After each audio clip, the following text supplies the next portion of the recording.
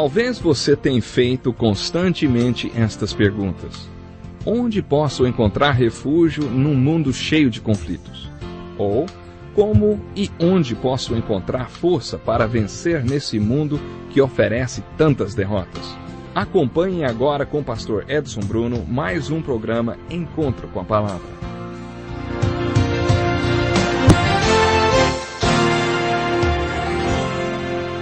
Olá, seja muito bem-vindo a mais um estudo do livro de Romanos. Este é o seu encontro com a palavra.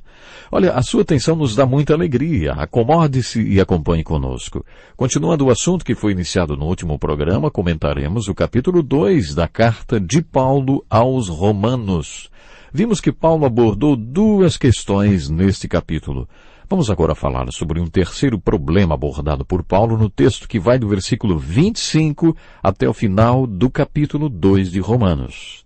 A circuncisão. Os judeus achavam que por causa do ritual de circuncisão, transmitido a partir de Abraão para eles já eram salvos e por isso não precisavam ouvir toda aquela história sobre salvação. Eles já tinham o símbolo de salvação. Paulo mencionou a palavra circuncisão 10 vezes em apenas 5 versículos porque os judeus tinham a falsa crença de que se você passasse por aquele ritual, já garantia a salvação. Mas é possível passar pelo ritual sem viver a realidade dele e este era o caso daqueles judeus. Eles tinham o ritual e o direito, mas não tinham a realidade que o ritual representava. Será que existe algum paralelo com o cristianismo do Novo Testamento? Acho que sim, estou falando do batismo. O que é o batismo, hein? Na minha opinião, e é claro, muita gente não concorda comigo, o batismo é apenas um símbolo da profissão de fé do cristianismo. Acho que quando você coloca sua fé e confiança em Cristo como seu Salvador e faz dele o Senhor da sua vida e passa a viver um relacionamento com ele que jamais é quebrado, isto constitui um sacramento que envolve apenas Cristo e você. Batismo é quando você se coloca diante de Deus e de algumas testemunhas e anuncia publicamente o que já decidiu sozinho em particular. É isto que entendo por batismo. Para os judeus, a circuncisão não passava de um atestado de judeu. O que quero que você entenda é que nós podemos encarar o ritual do batismo de maneira vazia, como se não passasse de mais um ritual, como a circuncisão tinha se tornado para o judeu, ou seja, nada. Mas agora vamos estudar este capítulo mais de perto. Como já disse, o tema principal que Paulo aborda nesse capítulo é o julgamento de Deus. Paulo estava falando para aqueles judeus ou para os gregos moralistas que ninguém vai escapar do julgamento de Deus. No versículo 2, Paulo afirma que o julgamento de Deus será conforme a verdade. Isto pode ser uma consolação ou um grande desafio. Se a verdade a seu respeito for boa, o julgamento de Deus de acordo com a verdade pode ser um grande consolo. Mas o povo de Deus tem sido maltratado, caluniado, sofrido maldades e tido seu caráter mutilado. O mundo inteiro às vezes conspira contra o caráter de um crente forte, principalmente de um líder. E pode servir de consolo para alguém saber que o julgamento de Deus será de acordo com a verdade porque ele vai inocentar muita gente. Mas também existe muita gente que só enxerga as aparências e não sabe como as coisas realmente são. Para esse tipo de gente, o julgamento de Deus pode ser um grande desafio. O julgamento de Deus será de acordo com a verdade. Preste atenção no versículo 4.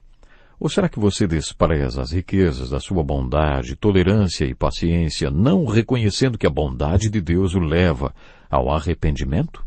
Contudo, por causa da sua teimosia e do seu coração obstinado, você está acumulando contra si mesmo para o dia da ira de Deus, quando se revelará o seu justo julgamento. Por aí podemos compreender um pouco melhor o julgamento de Deus. Ele é cumulativo, tem se acumulado desde o dia que você nasceu. Em 1 Coríntios, capítulo 3, Paulo escreveu assim: se alguém constrói sobre este alicerce usando ouro, prata, pedras preciosas, madeira, feno ou palha, sua obra será mostrada, porque o dia trará a luz, pois será revelada pelo fogo que provará a qualidade da obra de cada um.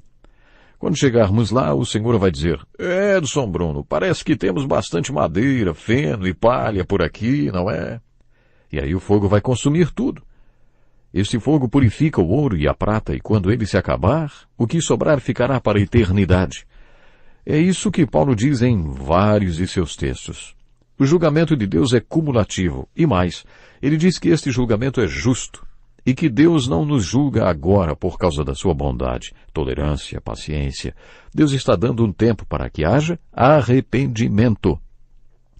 Essas palavras são muito importantes: bondade, tolerância e paciência. Existem várias palavras-chave no Novo Testamento. Por exemplo, graça e misericórdia. As palavras julgamento, arrependimento e justificação também são palavras muito importantes presentes no livro de Romanos. Mas existe outra palavra que no latim significa pensar novamente, e em grego, mudança de opinião, de direção, de coração ou de vontade. E Paulo afirma que a bondade e a tolerância de Deus apenas permite que o homem tenha a chance de se arrepender. Mas, ao invés de arrependimento, o coração está cada vez mais endurecido. Isto quer dizer que está ficando mais longe do arrependimento.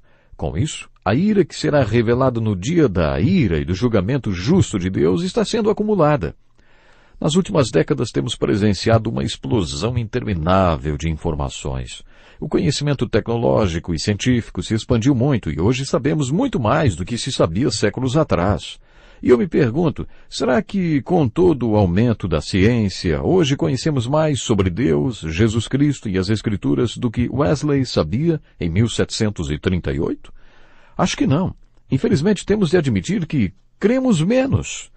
E sabe o que mais? Não muda em nada sabermos mais do que eles sabiam naquela época, porque hoje pregamos menos. Pedimos, buscamos e batemos esperando menos, e o resultado é que temos espiritualmente menos do que eles tinham. Você tem o desafio de buscar compreender qual era o contexto histórico em que esta carta foi escrita, se desvincular de todo o preconceito de nossa cultura, que é essencialmente intelectual e que ri de coisas como a ira e o julgamento de Deus, da necessidade de arrependimento, do Evangelho e da única solução para tudo isso. Dessa forma, com a mente e o coração abertos, leia o livro de Romanos, certo de que esta é a palavra inspirada de Deus.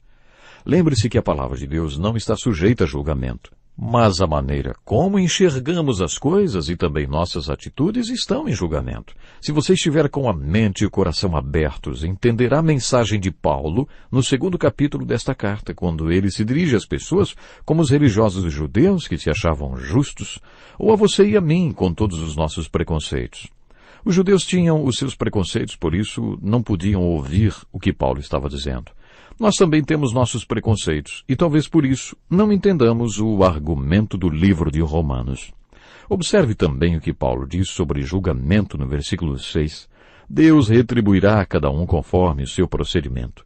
Neste momento, muita gente pode dizer: ei, espere um pouco, a mensagem básica desta carta afirma que a justiça de Deus é um dom, e nós sabemos o que o Filho de Deus, Jesus Cristo, fez para a nossa salvação, e que não podemos depender das nossas obras. Mas isto ainda é parte das más notícias? Paulo ainda não chegou nas notícias boas, nas boas novas. Ele não está falando sobre como somos declarados justos, justificados, salvos. Neste trecho da carta, Paulo escreveu sobre o julgamento de Deus, afirmando que o julgamento de Deus é baseado nas obras e não nos credos. Mais uma vez podemos imaginar o judeu pensando consigo mesmo: sou salvo porque nasci um judeu e não importa como vivo, o que faço ou deixo de fazer, sou judeu do mesmo jeito. Não tem saída para os gentios, não importa o que façam ou deixem de fazer. Como eles são gentios, são cães perdidos e isso não muda. Os judeus se referiam aos não-judeus como cães. Mas aí Paulo diz: não é assim. Vocês são indesculpáveis, porque o julgamento de Deus será baseado nas obras, não nos credos, nem direitos de nascimento, nem qualquer coisa parecida. A exortação de Paulo foi para aqueles que, persistindo em fazer o bem, buscam glória, honra e imortalidade. Paulo está se referindo àqueles que vivem buscando fazer o bem, motivados em ver a glória de Deus e a honra que vem dele. Jesus tocou no mesmo assunto em João, capítulo 5, quando perguntou: como vocês podem crer se aceitam glória uns dos outros, mas não procuram a glória que vem do Deus único? Existem aqueles que são como Cornélio, do livro de Atos, que buscavam a glória e a honra de Deus e a imortalidade. São pessoas que vivem buscando a eternidade com Deus e que receberão a vida eterna. Mas aqueles que buscam o próprio interesse e não obedecem à verdade, antes vivem na injustiça, estes recebem a seguinte sentença: indignação e ira, tribulação e angústia. Esta é a sentença daquele que continuamente faz o mal. Percebam que, segundo Paulo, isso se aplica primeiro ao judeu e depois ao grego. Naqueles dias a sociedade era dividida com base em todo tipo de preconceitos. Os gregos eram assim, os gregos dominaram o mundo antes de Roma os conquistar, e durante o seu domínio aplicaram-se em instruir o mundo. Os gregos priorizavam a educação e o ensino. Eles eram sábios e muito inteligentes. O mundo foi marcado pelos grandes filósofos gregos. Por tudo isso, eles dividiam o mundo entre os gregos e os bárbaros. Para um grego, se você não fosse grego, você era bárbaro.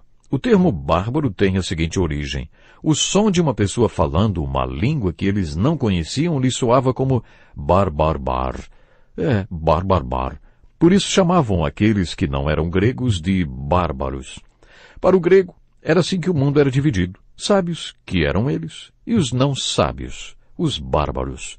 Os gregos consideravam os romanos não sábios. Muito do que existia na cultura romana tinha vindo dos gregos, usados pelos romanos como tutores, professores para as crianças romanas, quando a Grécia foi conquistada. Por este e outros fatores, a influência da cultura grega era muito forte no mundo romano e o grego se considerava superior ao romano. Agora, para o judeu, que era muito, mas muito preconceituoso, o mundo era dividido entre judeus e gentios ou não judeus. E como já disse, eles chamavam os gentios de cães e viviam para cumprir o mandamento: ame o seu próximo e odeie o seu inimigo. O próximo era o judeu, e o inimigo era todo o mundo não judeu. E sabe uma coisa a mais? Esse mandamento não veio da lei de Moisés, eles inventaram. Moisés nunca disse isso, mas este mandamento era o que guiava a ética deles e segundo o qual eles viviam. Assim eles demonstravam alguma consideração pelo companheiro judeu, mas tinham o não-judeu como inimigo. Eles achavam que tinham o direito de odiar o inimigo e assim dividiam o mundo.